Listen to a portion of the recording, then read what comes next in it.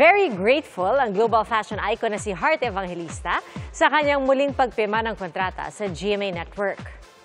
Present sa renewal of contract ni Heart sina GMA President and CEO Gilberto R. Duavit Jr., EVP and Chief Financial Officer Felipe S. Yalong, GMA Network Senior Vice President Attorney Annette Gozon Valdez, SVP for Entertainment Lilibeth G. Razonable, at iba pang opisyal ng network. You are an example in perseverance, hard work, passion for your work, for your advocacies. You are the quintessential role model in what you do. We know that she's one of the world-renowned influencer, and we're so happy that she will continue to be with GMA. Her contribution goes beyond her talent. It's her class, her sophistication. It's how she has contributed to the image of GMA that is also very impactful to us. Magandang makita ulit siya sa prime time, sa drama. Na makakamiss na rin kasi siya sa TV. I think I have gone far because I've always been grateful for the people that helped me when I had nothing. It is very rare to be with people that will not just give you roles, but will actually allow you to celebrate the biggest role, which is being myself. Halos 6 na oras tumagal ang sunog na yan sa Zamboanga City bago tuluyang naapula. Umabot sa third alarm ang sunog na tinatayang nasa 1 milyong piso ang iniwang pinsala. Inaalam pa ng BFP ang sanhi ng sunog.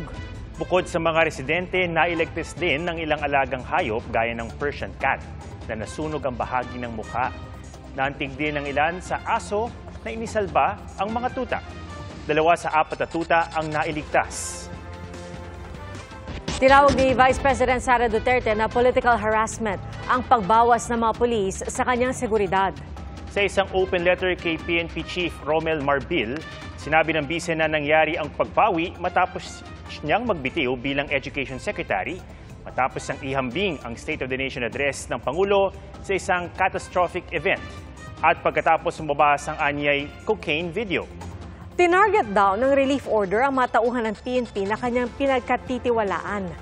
Pino na rin ni Vice President Sara Duterte ang paglabas ng video nilang mag-anak sa airport habang palabas ng bansa.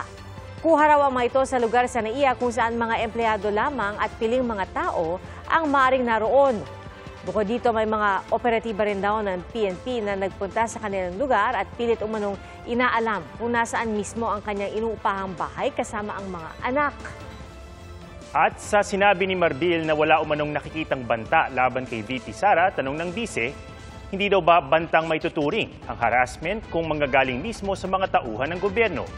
Hinihingan pa namin ng reaksyon si Marbil pero tumanggi siyang magpa-interview nang dumalo sa isang pagdinig sa kamera.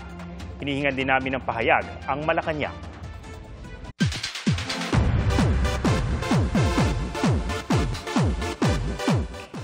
Napanood na ngayong gabi sa GMA Prime ang biggest family drama of 2024 na Pulang Araw. At ngayon pa lang, talk of the town na ito. Trending online ang Pulang Araw na umani ng papuri ang cinematography at world-class acting ng mga bida. First episode pa lang daw, ramdam na ang emosyon sa bawat linya. Bukod sa ating mga kapuso, sabay-sabay ring tinutukan ng buong cast at crew ang world premiere ng serye. Mga kapuso, salamat sa inyong pagsaksi. Ako po si Pia Arcangel. Sa ngalan ni Arnold Clavio, ako si Ato Maraulio para sa mas malaking misyon at sa mas malawak na paglilingkod sa bayan. Mula sa GMA Integrated News, ang News Authority ng Filipino. Hanggang bukas, sama-sama tayong magiging saksi! Mga kapuso, sama-sama tayong maging saksi! Mag-subscribe sa GMA Integrated News sa YouTube at para sa mga kapuso abroad, samahan niyo kami sa GMA Pinoy TV at sa www.gmanews.tv.